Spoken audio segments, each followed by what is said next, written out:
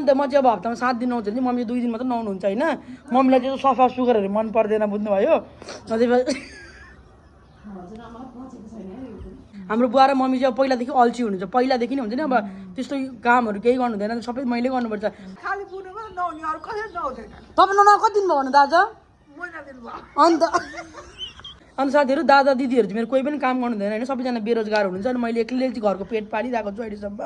अनि त्यसपछि म चाहिँ कामबाट आउँदाखेरि रातिको 6 साढे 6 बज्छ आएर कृष्ण बहादुर निरौला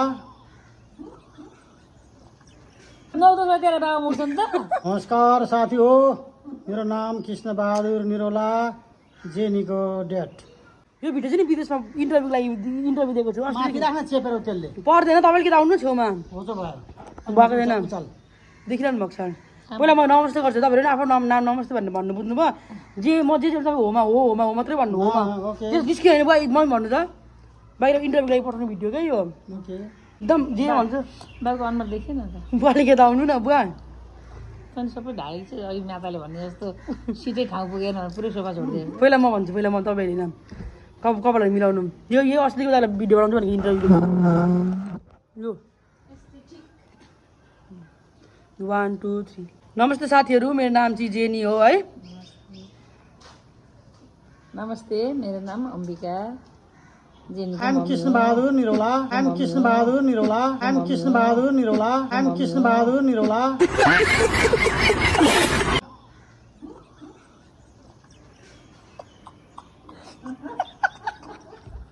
त्यही त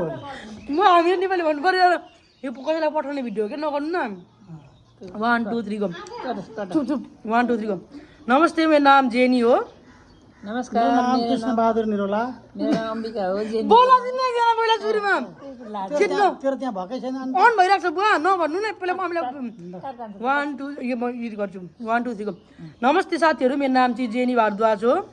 नमस्कार मेरो नाम अम्बिका निरौला हो मेरो जेनीको मम्मी नमस्कार साथी हो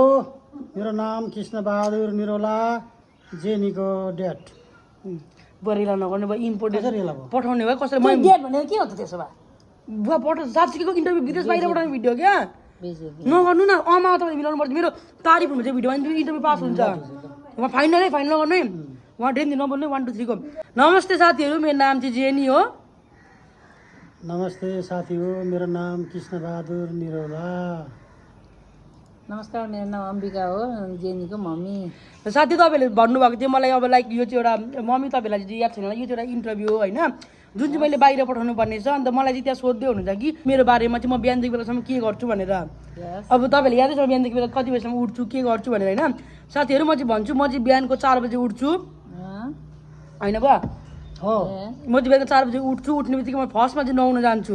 म नुहाएर आएर चाहिँ पूजा गर्छु पूजा गरेर आएर चाहिँ होइन भन्नु न के थियो त्यसरी राम्रो भन्नु न ल साथीहरू म चाहिँ नि बिहानको 4 बजी उठ्छु तपाईँ उठेर चाहिँ पूजा गर्नु नुहाउन जान्छु नुहाएर पूजाहरू गर्छु तर मम्मीहरू सुतिरहनुहुन्छ बुझ्दै मम्मीहरू चाहिँ उठ्दाखेरि 9 10 बज्छ हाम्रो घरमा चाहिँ अन्त त्यसपछि म उठेर चाहिँ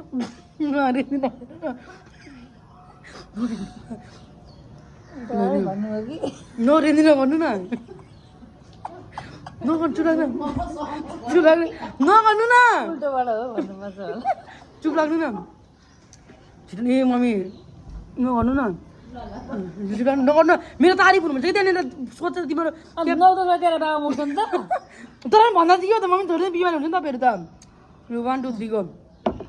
साथीहरू म चाहिँ बिहानको 4 बजी उठ्छु होइन 4 बजी उठ्ने बित्तिकै म चाहिँ फर्स्टमा चाहिँ नुहाउनु जान्छु नुहाएर आएर चाहिँ म पूजा गर्न थाल्छु होइन पूजा गर्दा चाहिँ 6 साढे 6 बज्छ किन मलाई पूजा गर्न 2 घन्टा जस्तो लाग्छ किन म पढ्छु त्यहाँनिर मालाहरू 108 माला जप्छु होइन मेरो धेरै काम हुन्छ नि त अनि उठेर चाहिँ सबैजनालाई उठाउन खोज्छु तर मम्मी र बुवा चाहिँ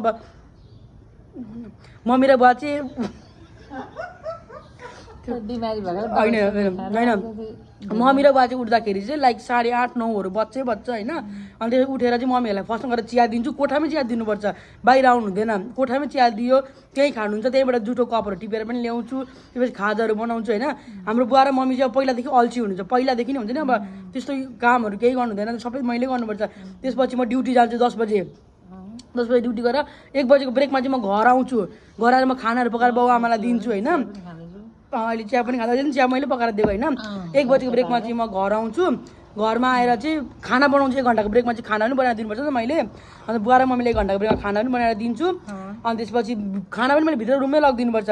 खाना पनि भित्र लगिदिनुपर्छ त्यसपछि त्यहीँ हात छुट्नुहुन्छ त्यहीँ धुनुहुन्छ उठेर चाहिँ बाहिर आउनु हुँदैन किनकि अरू घरमा कोही छैन मेरो दिदी पनि 2-3 बजीसम्म सुत्छ त्यो ड्युटी सुटी केही गर्दैन त्यसले पनि अरूको दिदी पनि त्यस्तै छ दाजुहरू पनि त्यस्तै हुनुहुन्छ कोही काम गर्नु हुँदैन मेरो एउटै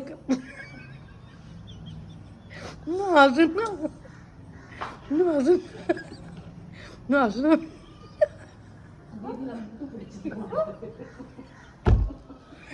तातो चियाले मुख पनि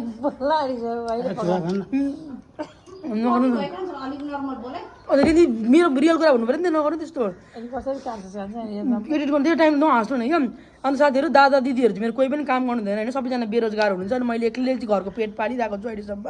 अनि त्यसपछि म चाहिँ कामबाट आउँदाखेरि रातिको 6-6:30 बज्छ आएर मम्मी हाँस्नु भयो हेर्नु न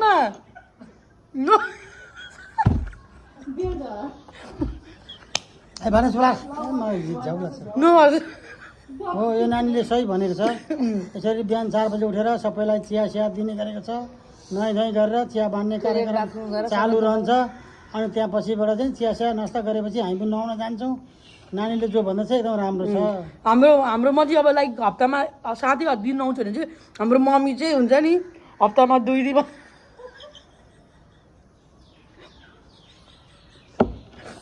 यो पार्ट चाहिँ काट्नुपर्छ के हुँदैन त्यस्तै गर्नुपर्छ नि त म ठुलो भन्नुपर्छ नि घरको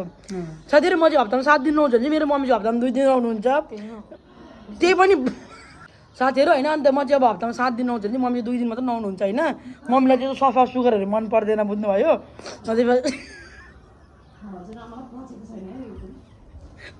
नहाँसु न मम्मीले चाहिँ अब सफा सुग्घर मन पर्दैन चाहिँ अनि त्यही भएर मम्मी चाहिँ रुममै खानुहुन्छ रुममै सुत्नुहुन्छ हातहरू पनि रुममै धुनु सबै मैले भाँडाकुँडा धुनुपर्छ ल्याउनुपर्छ होइन अनि बुवा मेरो बारेमा भन्नु त यी नानी एकदम राम्री छन् बेहोरा राम्रो छ अगाडि पछाडि जे परे पनि पछि पर्दिनन् अब चाहिने के अरे बिहान 4 बजेदेखि उठेर सबै घरको काम सिद्ध्याएर त्यहाँ पछाडिबाट ड्युटी गएर ड्युटीबाट रिटर्न आएर त्यहाँदेखि फेरि काम सुरु हुन्छ त्यहाँदेखि बेलुका काम गर्दै गएपछि बेलुका चक्कै 11 बजेसम्म नसुतिकन काम गरिरहेकी हुन्छ यी बहादुरी छन् मेरी छोरी बिमारी भयो पाइप साइप लगाउने बुवाको यहाँ हात पनि यस्तो भएको साथीहरू हेर्नु म ड्युटी गए पनि यसरी हातमा यो गर्नुपर्छ होइन अनि त्यसपछि मेरो दिदीहरू चाहिँ भर्खर नभए घरमा एउटै हो कोही केही गर्दैनन् होइन अब म चाहिँ अब एक्लै मान्छेले चाहिँ मैले सबै थोक भ्याउनु पर्ने छ होइन अब जहिले मम्मी चिया खाँदै बोल्नु अब एकछिन भर्खर पनि अब खाना पकाउनु कसैलाई रोटी कसैलाई खाना 2-3वटा भेराइटी सब्जी हुन्छ डेली चिकन पनिर यसरी मैले बनाइबस्नुपर्छ नि त आज चाहिँ मम्मीलाई घरबाट रुमबाट बाहिर निकालेको त्यो अलिक रुम सफा होस् रुम गनायो हुन्छ नि बेसी बसेर रुम नहाँसु न मम्मीहरू बारेमा केही भन्नु चाहनुहुन्छ नि भन्नु केही भन्न चाहदिनँ मेरो कान्छी छोरी हो यो सबैभन्दा सानी यसैले राम्रो काम गरेकी छ अब यो सबैभन्दा अगाडि बढेर काम गर्न खोज्छे अरू जस्तो अलिक लेजी छैन स्मार्ट छ अब हो ठिकै हो अहिले बुवा बिमारी गरेर पनि यसैले गरिरहेको चाहिँ पकाउने भने खुवाउने राम्रै छ नुहाइ धुवाइ पूजापाठ बिहान उठेर फुलपाती टिपेर रेडी हुन्छ पूजा गर्छन् हो छोरीको भनाइ एकदम ठिक छ हप्तामा चोटि ननुहाइकन छोड्दिनँ एकदम राम्रो छ राम्रो काम गर्छे सबैलाई हेरेकी छे सबैको विचार गर्छे सबैको भलो चाहन्छे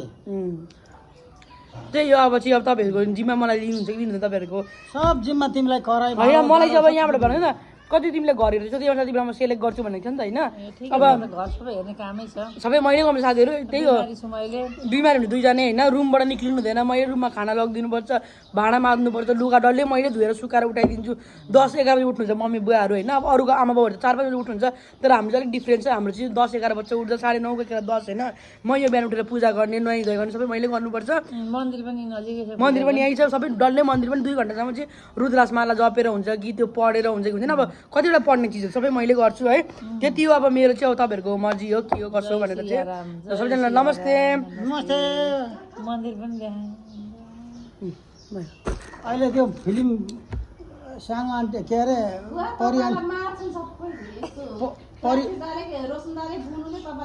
परि आन्टी र निर्मलालाई देख्ने बित्तिकै झडा कस्तो हान्छन् किन राइट कुरा भने मैले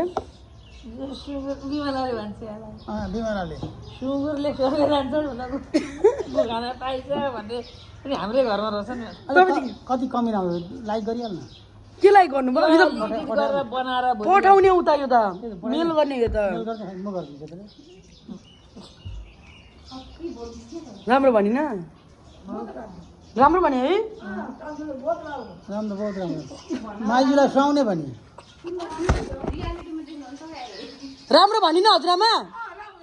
होइन भन्नु त सत्य बोलेँ नि त मैले सत्य बोलिन हाम्रो घरको मम्मी बाउ नुहाउनुहुन्छ बिहान उठेर अन्त म पनि नुहाउँछु होइन अन्त हप्तामा एक दिन नुहारै छोड्छु भन्नु त लु भन्नु त तपाईँ नुहाउनु कति दिन भयो भन्नु त आज अन्त